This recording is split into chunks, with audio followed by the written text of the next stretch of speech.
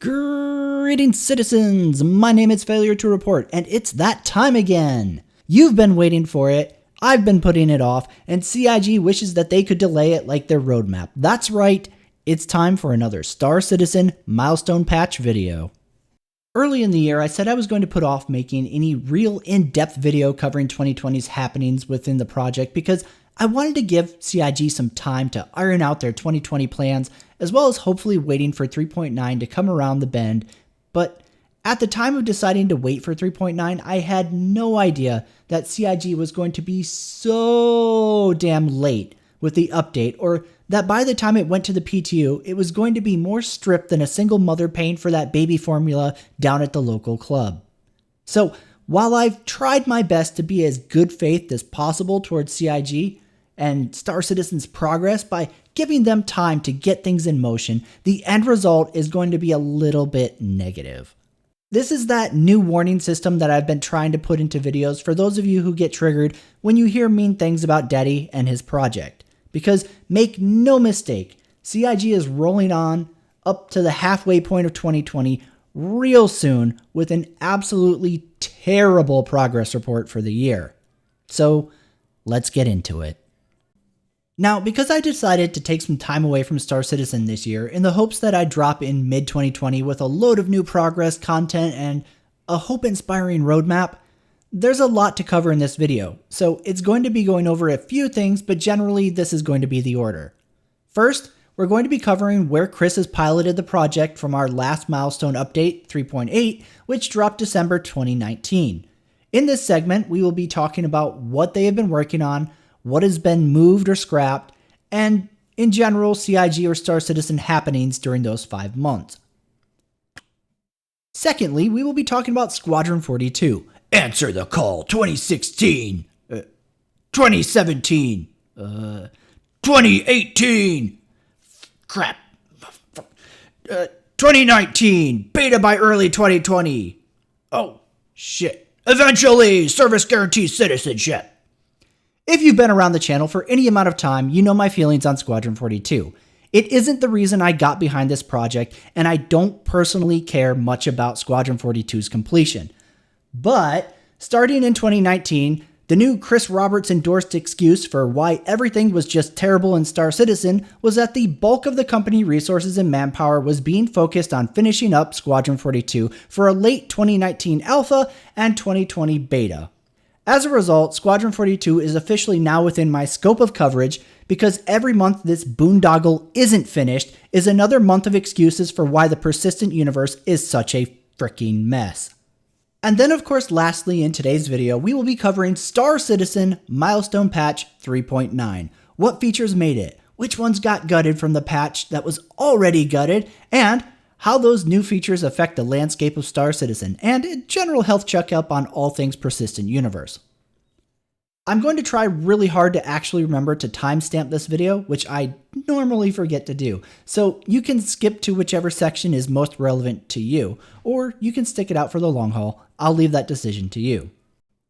Now then, with that trigger warning and general outline out of the way, let's dive right into this and get this thing rolling so I can finish this video up before I have to start making a make-believe fantasy roadmap for my work, just like CIG does. For those of you who aren't aware, either by being newer to the project, or you're an onlooker who has an interest in the project but you haven't pledged yet, or maybe you're even one of those grizzled veterans who got worn out and you've just been waiting a few months to years before respawning into your habitation pod. Cloud Imperium released Milestone Patch 3.8 in December of 2019, which added the new planet Microtech, which was main focus during CitizenCon 2019. However, Patch 3.8 was incredibly stripped down. We lost all of the ships being ready at launch and were instead delivered slowly over the next couple of months. Microtech itself was the only new planetary body, as her moons were delayed until 3.9, as well as her spaceport interiors being delayed until 3.9.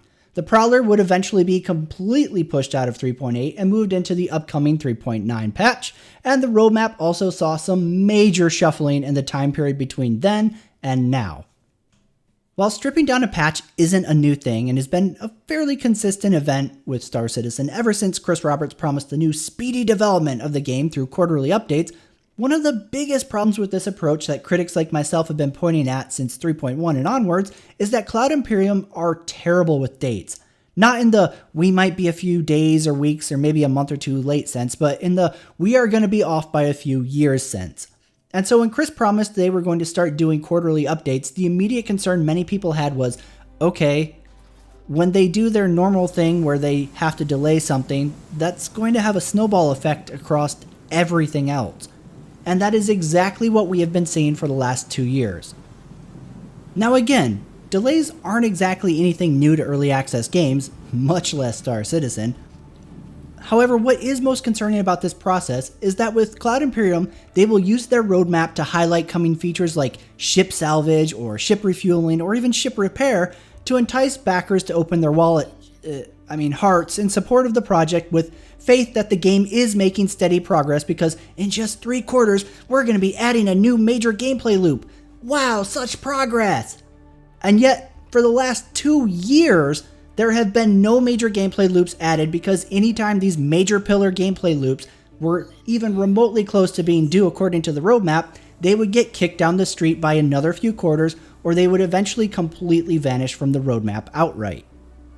And so in recent months, and by recent I basically mean the last 8 months to a year, it has become the go-to move for Cloud Imperium to not only delay and scrub major gameplay items, but it's also starting to snowball into smaller things like UI overhauls or shield refactors, and it's becoming an increasingly worrisome trend that is excused away by CIG and fans alike with, well, of course, they're delaying that. They're focused on Squadron 42. In previous years it was, well, of course they're delaying that. They're working on the tools. Or maybe it was, of course they're delaying it. It isn't important right now. But after years and years of constant delays and barely any substantial gameplay added to Star Citizen to make it more than a shiny tourism and screenshot collector game, the project is rapidly approaching a point where even more conservative fans of the game are starting to get agitated with the never-ending excuses and reasons for why CIG can't get anything moving forward. This whole scenario is then only compounded when major gameplay that was promised magically gets scrubbed from the to-do list, but instead CIG puts in some new low-effort looky here patch job to placate the backers and give the Knights of Roberts a shield refresh so they can keep the battle up with the evil critics.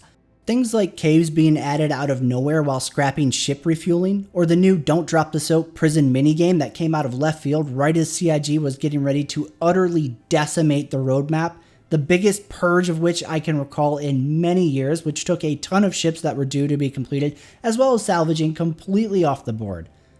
See, the thing many backers and myself find most irritating is that instead of focusing on getting any of the missing major content loops completed, or refining and adding to the very few that are actually in the game, mining and cargo, they instead waste resources and time putting out a new minigame Band-Aid to distract people away from further poor progress that's being piled on top of years of already stagnant progress.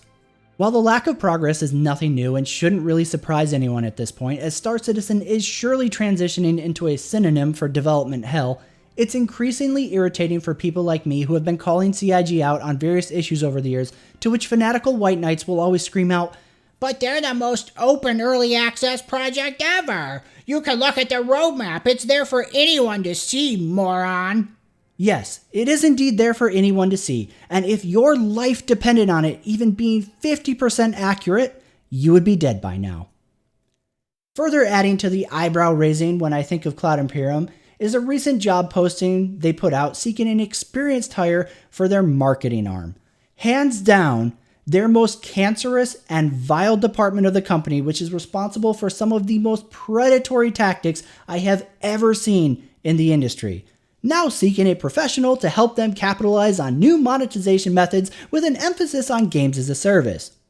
While this by itself isn't a terrible thing, and most companies have employees that look for ways to better monetize or to perform better when offering games as a service, it's noteworthy for Cloud Imperium because they are already incredibly predatory in their marketing, sales practices, and monetization. But most importantly is that Chris and his cohort of fanatical little cultist fanboys constantly try to tell anyone who will listen that Cloud Imperium isn't like the big, meanie, evil AAA studios and their satanic publishers. And yet, this checks off yet another box in the column of if it looks like a duck and quacks like a duck, maybe it's a fucking duck. Again, this kind of position by itself isn't a bad thing. They are pretty much commonplace in almost any studio these days. But it's with the ringing in my ears from still hearing fanboys yell about how open and transparent Cloud Imperium is, yet we still have no idea what Star Citizen's release monetization will be, with people speculating about it every day. Will CIG keep going on with selling power creep concept ships? If there will end up being a monthly subscription? Nobody really knows. So seeing Cloud Imperium looking for somebody to exploit new monetization strategies with a focus on games as a service is certainly at least a little bit off-putting. I would also be remiss if I didn't bring up the fact that Cloud Imperium shouldn't be worrying about finding ways to monetize Star Citizen, because we're surely less than a year from having the masterpiece hybrid of cinematography and video game epic that is Squadron 42. Right? Since this is the most open development ever in the history of the gaming industry, and there are multiple interviews of everyone from Chris Roberts, Sandy Gardner-Roberts, and a handful of their community managers saying the game was basically complete and in polishing dating back to 2016, so funding is set. Right? Since the game is releasing any month now. Oh, not even close? Crap. Never mind. Might want to hire 2 or 3 of those guys to find ways to pimp your community for more money then, Chris, because Squadron 42 isn't looking so hot right now. So, let's talk about Squadron 42 for a minute, because it's entirely possible for a list of reasons you might not be familiar with the madness of Squadron 42. Actually, thanks to a solid bro who gave me permission so I don't have to spend 15 minutes verbally going through the history of the fumbling of Squadron 42, let's watch a quick recap of Cloud Imperium's handling of Squadron 42 from 2014 to 2018, brought to you by the YouTube channel Star Criticism. There is going to be a lot happening this next year. Squadron 42 is going to come online, which I'm really excited about. Going forward, loads to do. The big one for us is Squadron 42. It's a huge amount of content, 50 hours to play all the way through the story. Of course, next year we plan to release the first chapter of Squadron 42 for you guys. I'm privy to a bunch of stuff that we haven't shown you guys yet. The level of design and implementation on the missions, and in terms of flying, being down on the ground, different things, there's puzzles, it's crazy. I would put Squadron 42 up against any other AAA console title, just by itself. You guys are going to have a great time when you get it in your hands, the first episode next year, right, Aaron? That's right, next year. No more dates. Episode 1 is what people will play this year.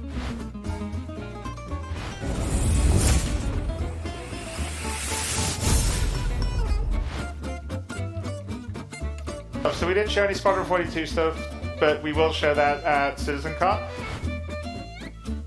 Can we just have a quick power on this? The call is we're not going to show this on Sunday. We'll also present a roadmap for Squadron during our holiday live stream. The detail and the subtlety and the fluidity of it, will get dialed in as we finish off Squadron this coming year. Where is the Squadron 42 roadmap? Production at the moment does not feel comfortable sharing what we have. I'm not going to surprise anyone and say it's Squadron 42 isn't this year. I'm not the best person estimating my time or other people's time, because I always feel like I could do it quicker than it ultimately would be. So there you go. So I absolve myself of that.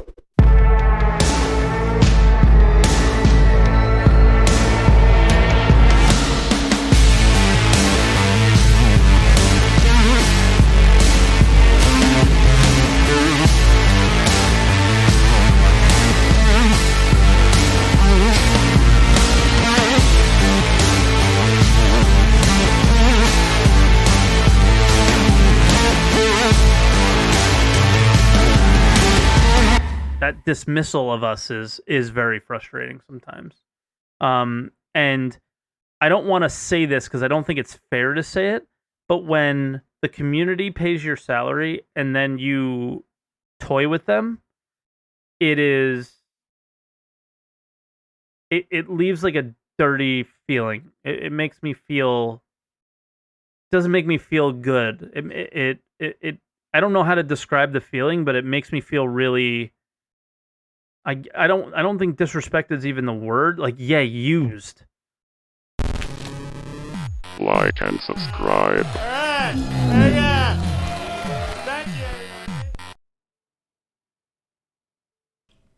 I want to stress the importance of keeping in mind that Star Criticism's video stops cataloging the BS around Squadron 42 at the 2018 year mark. And despite the hours he no doubt spent looking through the absurd amount of videos CIG puts out covering the project, he still missed a few amazing nuggets, like homeboy Tyler Zylo Witkin saying he had played all of Squadron 42 back in 2016.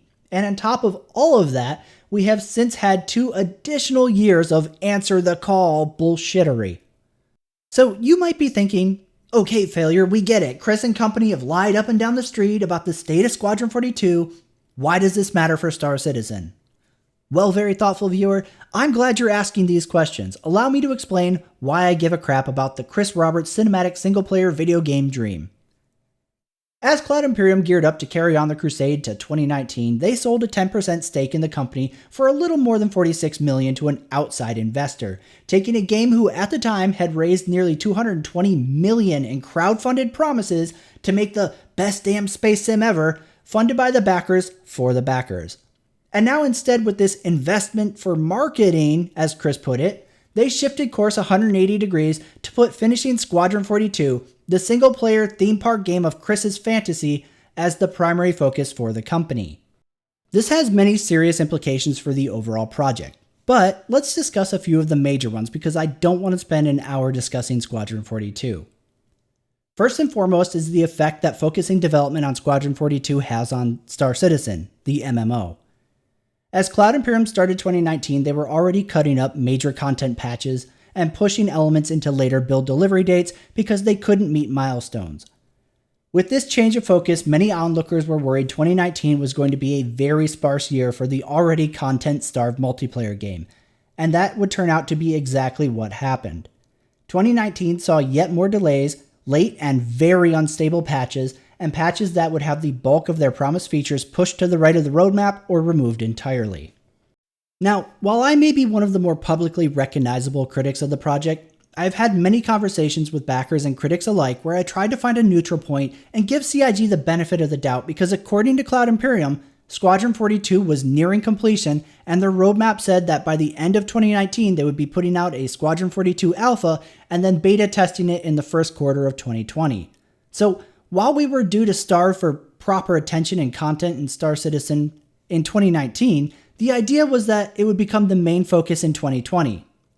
We are now about to enter the 5th month of 2020, and Squadron 42 progress has been abysmal, as is usual for Cloud Imperium, meaning we are now very likely looking at least 2 years of Squadron 42 taking the front seat while Chris forgets his other baby is in the back seat. The second reason that this matters is the damage it's doing to the project as a whole. There is absolutely zero debate, no question, beyond a shadow of a doubt that the vast majority of funding is from Star Citizen pledges for concept ships, which means the majority of your community is sitting around waiting for you to work on the game that they poured hundreds of millions of dollars into on good faith. The problem, however, is Chris Roberts, a man now in charge of the largest crowdfunded game in history who is more focused on living out his fantasy as a Hollywood director with his single-player game sporting handfuls of A-list actors so he can relive his attempt at making it big in Hollywood, and so his aspiring actress wife, Sandy Gardner, can try to brush against greatness and use it to go somewhere within the acting industry. As a result of Chris and Sandy trying to live out their movie star fantasies, the multiplayer game suffers despite being the primary source of income keeping Cloud Imperium's lights on. While this should be an obvious concern to anybody with a half a brain, the common response fanboys usually put forward is that Squadron 42 is going to make Chris and CIG hundreds of millions when he releases his masterpiece, and everyone with a PC breaks down the floodgates to get themselves a copy! The problem is, that will never happen. To explain the reasoning behind this, we need to look at 3 different factors: genre, brand, and quality. So let's start with genre. Star Citizen and Squadron 42 both exist in the space sci-fi genre, which has always been a niche genre neglected by gamers overall. After game developers became more competent at making video games beyond shooting pixels like Wing Commander, Asteroid, and the original Elite, gamers flocked from the space genre that dominated the late 80s and early 90s to the point that space sim games all but died off, and the few we received over the last 3 decades were barely noticeable in the overall landscape of gaming. Space sim games had fallen so low that it was literally a part of Chris's Kickstarter pitch back in 2011, and while Elite Dangerous and Star Citizen brought some spotlight back to the genre, they have remained a niche genre mostly occupied by 30s and onwards gamers who remember old school classic games and sci-fi TV shows, willing to throw their now adult incomes behind somebody who would let them relive that nostalgia with a new facelifted space sim. So, while overcoming the genre hurdle isn't impossible, it's still a monumental task ahead of Squadron 42, and one that was taken on somewhat recently by the titan of the industry, Activision, with Call of Duty Infinite Warfare. While some backers still refuse to acknowledge the similarity between Infinite Warfare and Squadron 42, here are some quick, basic facts. They're both story-focused space theme park games taking place in the cockpit and on ground. Infinite Warfare's graphics at the time of its release were AAA quality, which is one of the constant talking points from Squadron 42 fans who insist its graphics will set it apart. Both titles sported a very recognizable cast, which is another point of insistence for success from Squadron 42 believers. And lastly, the brand name behind Call of Duty absolutely dwarfs Star Citizen, Squadron 42, or Christopher fucking Roberts. With those things in mind, let's talk about how Infinite Warfare did with its attempt to branch Call of Duty into space. You see, despite Infinite Warfare carrying the Call of Duty name in the title, which is hands down one of, if not the most recognizable name in gaming, as well as the fact that Infinite Warfare was sold across Xbox, PlayStation, and PC, Call of Duty Infinite Warfare only opened with a massive 1.8 million copies sold. The most recognizable shooter brand in the world across all 3 major platforms opened with 1.8 million copies. It was considered less than 50% successful than its predecessor Black Ops 3, and was never given a follow-on title from Activision despite attempting to start a new series with the brand because they said it just didn't vibe with gamers. Now, looking back to brand and genre, let's talk about where Squadron 42 is going to go. A game that exists in a very niche genre and a brand that isn't known, but wait, there's more. The problem with Squadron 42 is that it has been in development since 2011, and all the while selling pre-orders in the form of a standalone game and an add-on to Star Citizen, which means that the majority of people who would be interested in this game on release have likely already bought it or have been watching the development hell while deciding if it's worth buying into. Which leads to the last hurdle for Squadron 42. Quality.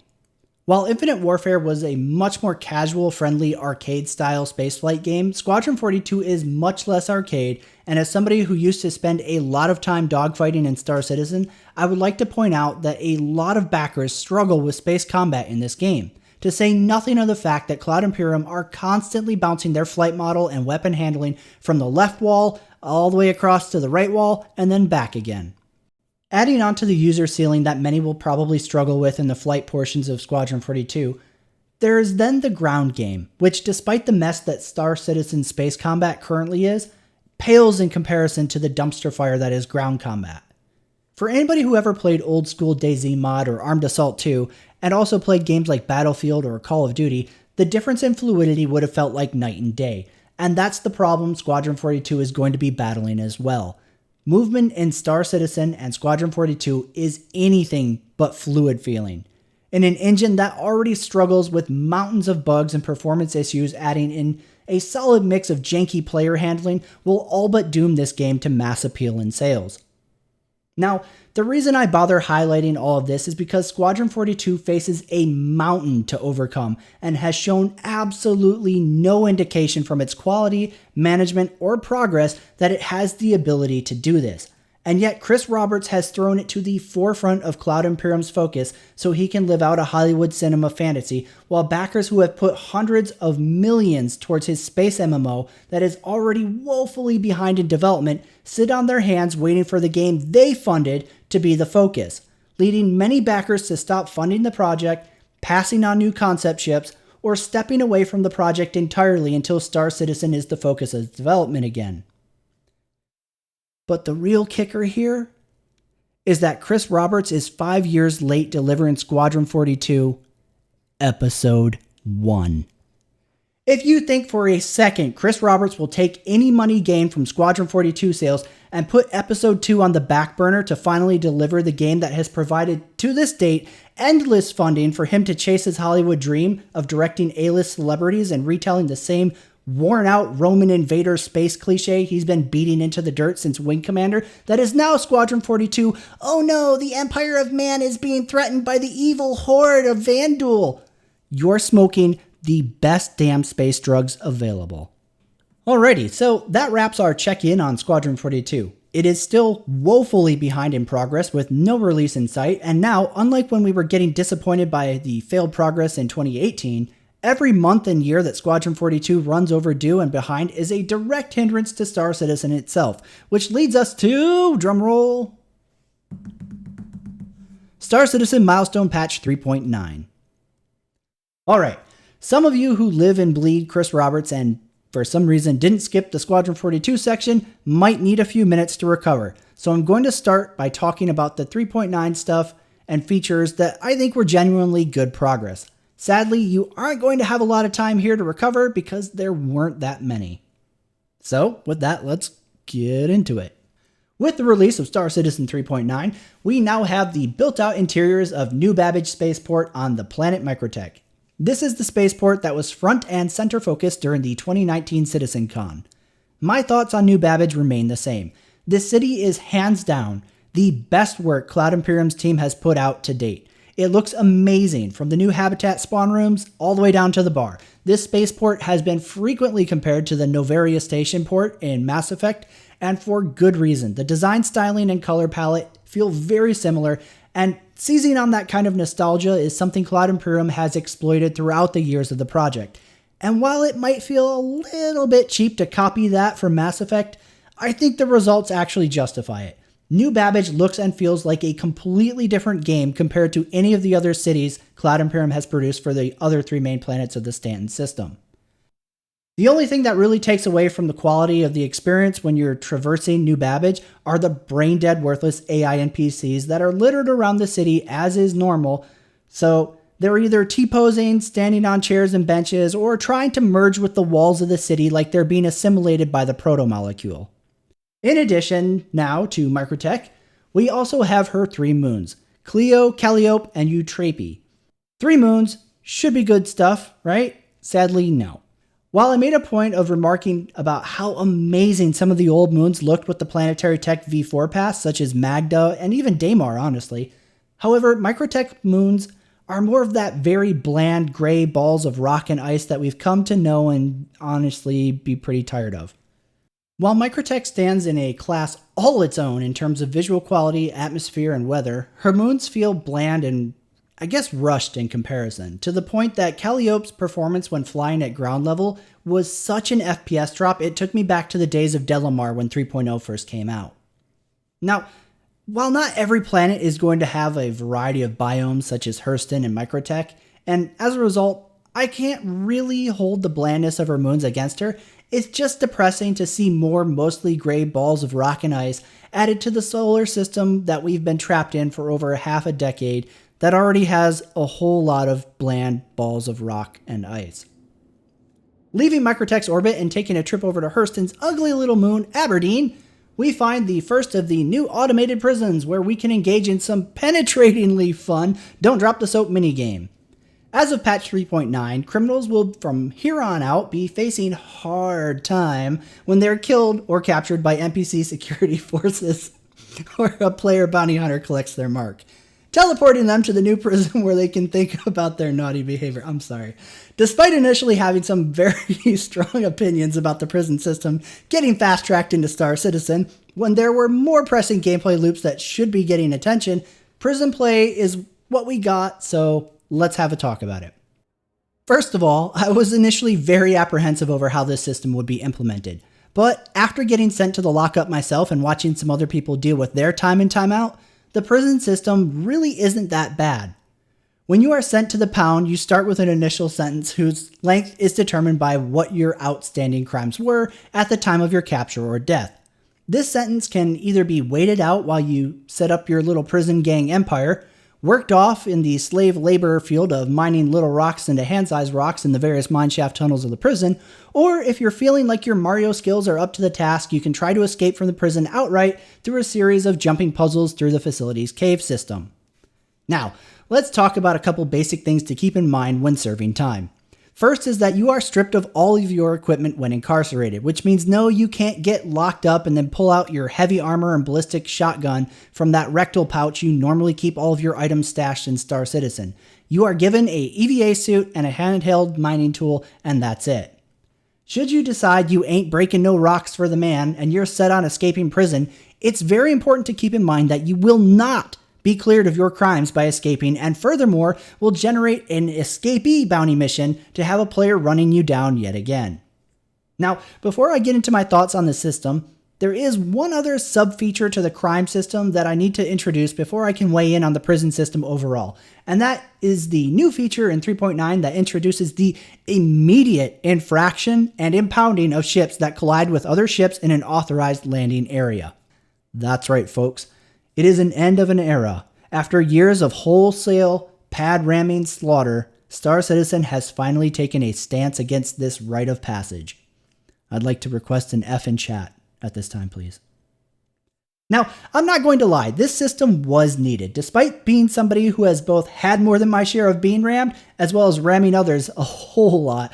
The Carrack's release made it very clear that as we see more and more of these large ships which can curb stomp and flatten lesser ships with impunity, something needed to change. So for those of you who pointlessly sent videos and screenshots to CIG customer support thinking they were going to ban somebody for ramming you, rejoice. There is now at least a built-in cooldown between those psychopaths' murder hobo sprees. So let's pivot back over to the prison mechanics and with that new system mentioned.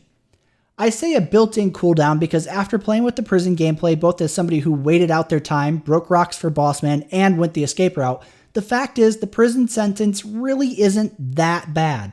Obviously waiting out my felony charge was the worst, leaving me sitting around watching porn... Netflix? I said Netflix, YouTube. For 45 minutes while I waited for my felony timer to run down. This was obviously the worst way to serve my sentence. However, I looked at it as a way to see if I could get a time served slip before the server 30K errored. So for me personally, I was killing two birds with one stone. Breaking rocks into little rocks is the best way to get your freedom back if you struggle with following tutorials and get lost easy in Star Citizen caves or have difficulty with the jumping puzzles that are already in Star Citizen, as hand mining is really pretty simple and each rock you turn in chips away at your overall sentence remaining. That said, escaping is obviously the quickest way to get back out there and start causing drama and grief in the Star Citizen universe. Like, maybe even a little bit too quick. At the time of this video, I believe the record for a speedrun prison escape is around 3 minutes and 30 seconds. However, that is the time needed to escape the prison itself. Once on the surface of the planet, you are quite stranded without an accomplice to help get you out of the clink. This means that griefers such as pad rammers or murder hobo pirates will always need at least one other person to rescue them from planetside, even if they can't escape the prison in 5 minutes. Again, keeping in mind that this will not clear their criminal record and a new bounty will be issued upon their escape. So, all things considered with the new additions to the law system and the implementation of the prisons in Star Citizen, I actually think this is a pretty solid new feature. I am obviously still a little salty that this got front-loaded before actual real gameplay, but I think there is obviously some real value in this new system, at least offering some discouragement to the senseless law-breaking that usually runs rampant in Star Citizen. Outside of the new moons and prisons, 3.9 adds a few new character systems, including planetary atmosphere effects on the character, meaning you now need special environmental suits for atmospheres that are hazardous to the player, or you'll freeze or cook to death after a certain amount of time, depending on the temperature. I'm not really a fan of this new system. I think it's way overboard for what the game needs when we already walk around in spacesuits all the time. That said, the system's here. There's no point complaining about it being added to the game, so let's talk about it functionally.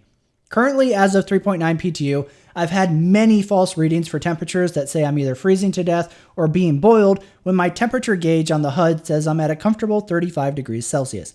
So the biggest problem I have with the system right now, other than being extra bullshit we didn't need, is that the atmospheres are not always updating properly on the player HUD. In addition to now worrying about your body temperature, you also get to worry about eating and drinking in Star Citizen as of 3.9. And this I am very against. Now, since Star Citizen has evolved from being the best damn space sim ever, where you just flew in crewed spaceships with landings only being at spaceports and landing areas on planets, to the full-fledged ground gameplay, we've seen the game evolve to a first-person shooter, a mining game, and now a full-on survival game. I take serious issue with this change because Chris Roberts and leads of Cloud Imperium have for years insisted that adding food and drink would be an optional roleplay tool that might provide a small bonus or something, but not be forced upon players. With the addition of food and drink in 3.0 now, it is very much a core survival item or you die. This change is very important for a few reasons. First and foremost, it puts Star Citizen on a complete genre jump to survival with games like Ark, Rust, Scum, and so forth. This is a massively big deal because it takes a game that has already completely changed or broken many promises that they sold backers when they first started asking for funds, and now they're taking it one further by saying, oh, hey, you didn't want to play a survival game and worry about food and drink? Too bad, stock up or die. Adding to the bad taste of yet another major change in the project's core gameplay is the fact that hunger and thirst mechanics are incredibly unpopular even within survival-focused games. Take games like Ark or Atlas where you spawn in naked with nothing to your name and your first tasks are to find shelter and a supply of food and water. I remember the first time I encountered mechanics like this in Ark, and I was initially really immersed with it.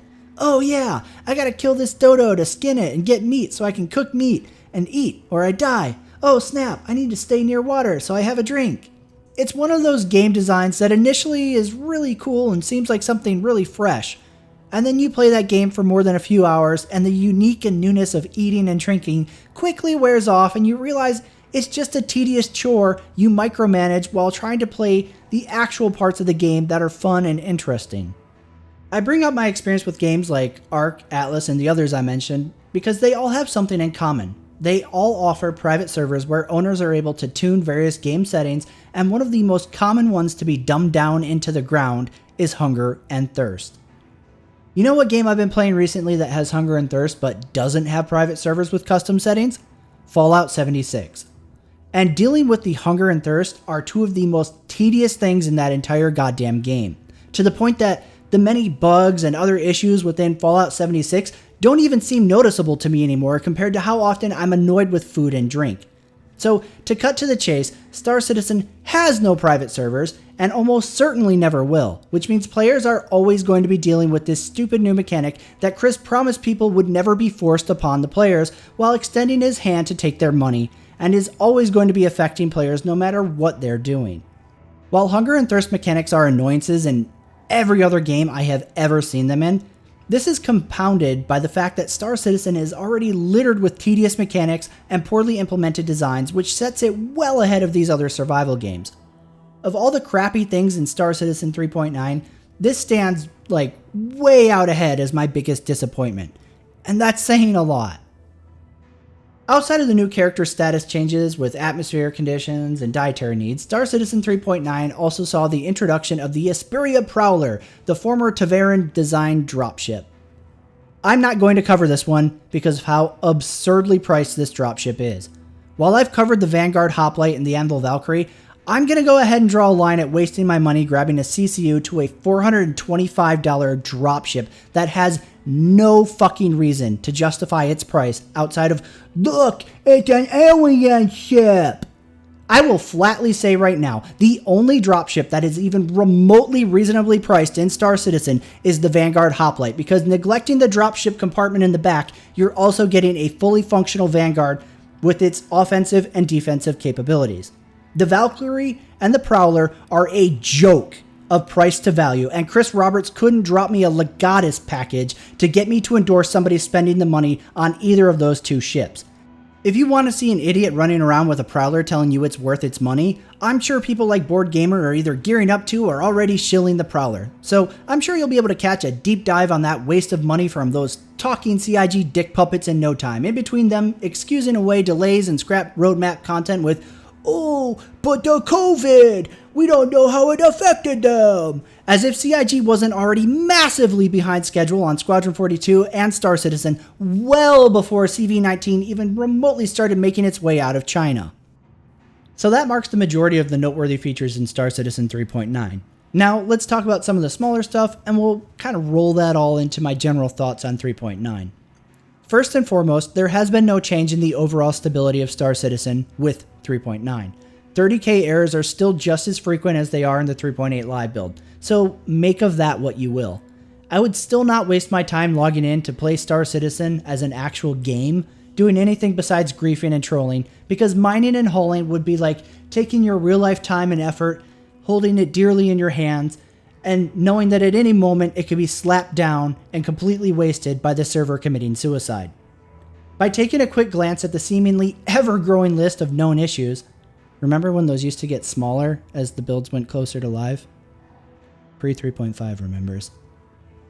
It's very clear that Star Citizen's client and servers are literally at their breaking point, and something needs to happen, whether that's sharding the different planetary orbits all into their own servers to reduce strain on the overall server, or finally getting that half a decade and counting elusive server meshing tech up and running, because she can't take no more, Captain.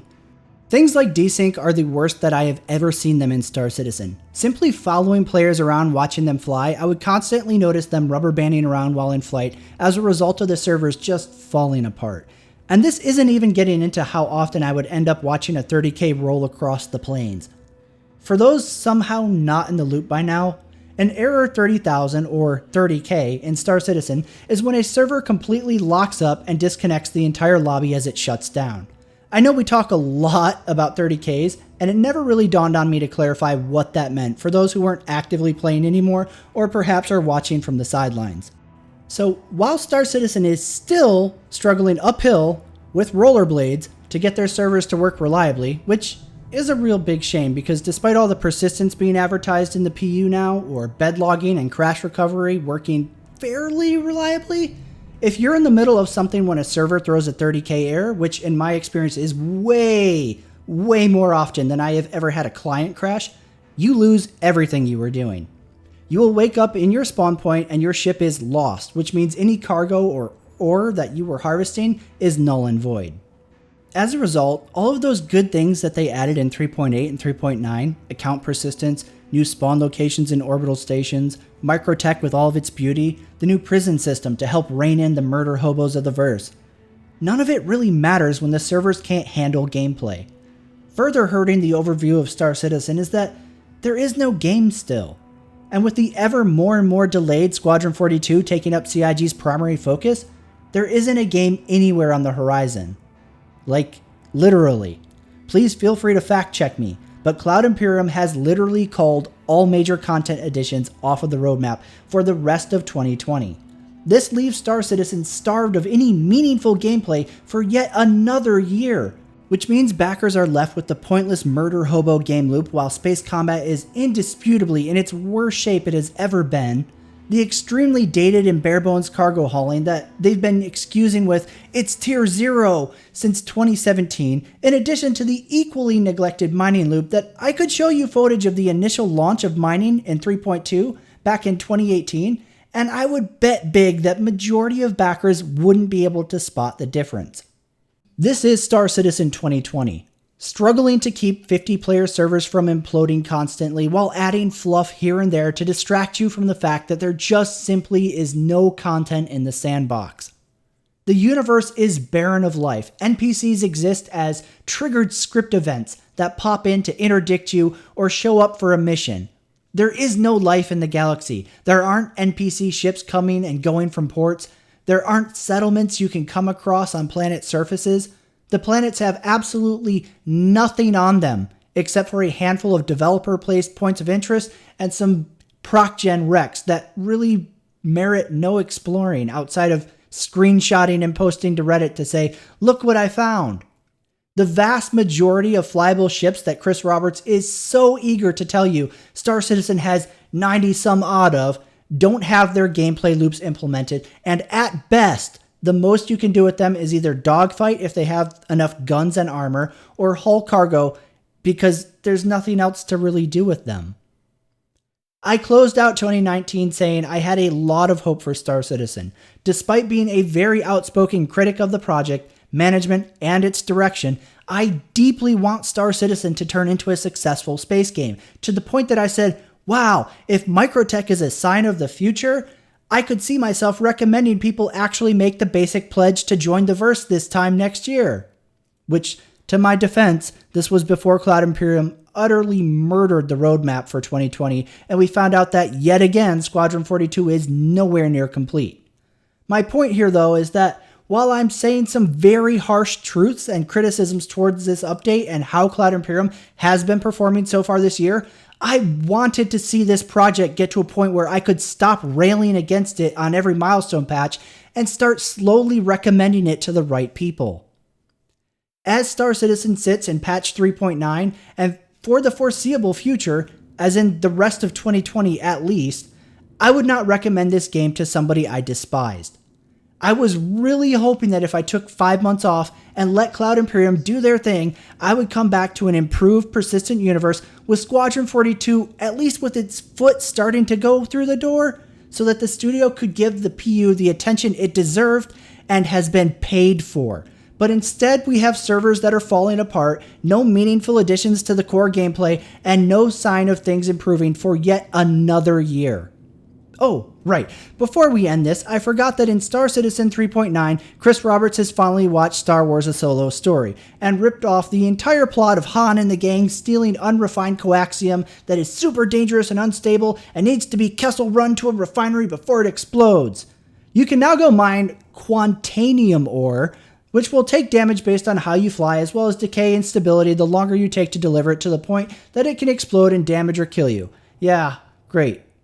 We get it, Chris. You have no original ideas and everything you come up with is stolen from other games and movies. Solid. Yes, that explains why this project is taking so long. My name is FailureToReport, and this game is still parsecs from being a game that deserves your money. I want to close by saying something like, hey, there is hope that CIG will make some solid progress with server stability or core gameplay by our next review for patch 4.0. But with Squadron 42 being the dumpster fire that it has been for the last 5 years, I'm certain that I would make an absolute idiot out of myself by saying that. So instead, I'll keep it real and say, tune in next time where we get a new ship or two, and maybe they finally give Grim Hex the facelift they were supposed to have given it 2 years ago. But not much else! Stay safe out there, citizen, and I will see you next time.